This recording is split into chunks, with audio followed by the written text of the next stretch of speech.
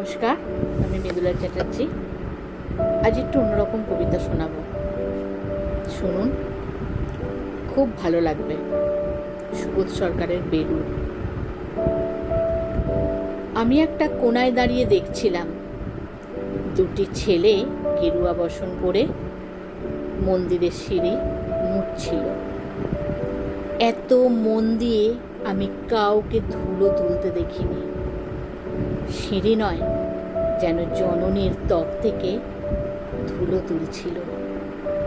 এভাবে কেউ সিঁড়ি থেকে ধুলো পুছতে পারে? এ আমি কোথাও দেখিনি। স্থিতপ্রজ্ঞ মহারাজকে জিজ্ঞাসা করলাম, এই ছেলে দুটি কে?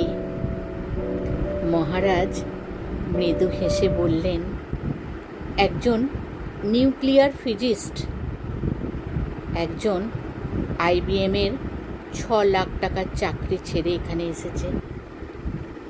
সিঁড়ি ধুতে এসেছে।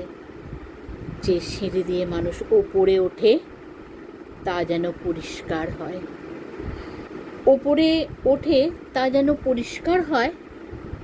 মহারাজ চলে গেছেন। সন্ধ্যা নেমে আসছে। গঙ্গায় আমার ভেতরেও নামছে সন্ধ্যা। পৃথিবীতে এত সিঁড়ি, সিঁড়িতে সিঁড়িতে এত দাগ, এত ক্রোধ, এত অপমান। আরতি শুরুর আগে মনে হলো, যে সিঁড়ি মুছতে পারে না সে কোনোদিন মানুষের চোখের জল মুছতে পারবে না। যে সিঁড়ি মুছতে পারে না সে কোনোদিন মানুষের জল মুছতে পারে না।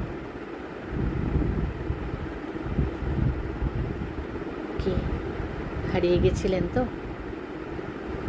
আমিও হারিয়ে গেছিলাম বেলুড় মঠে। দৃশ্যটা চোখের সামনে ভাসছিল। কেমন লাগলো আপনাদের অবশ্যই জানাবেন আপনারা। ধন্যবাদ, খুব ভালো থাকবেন।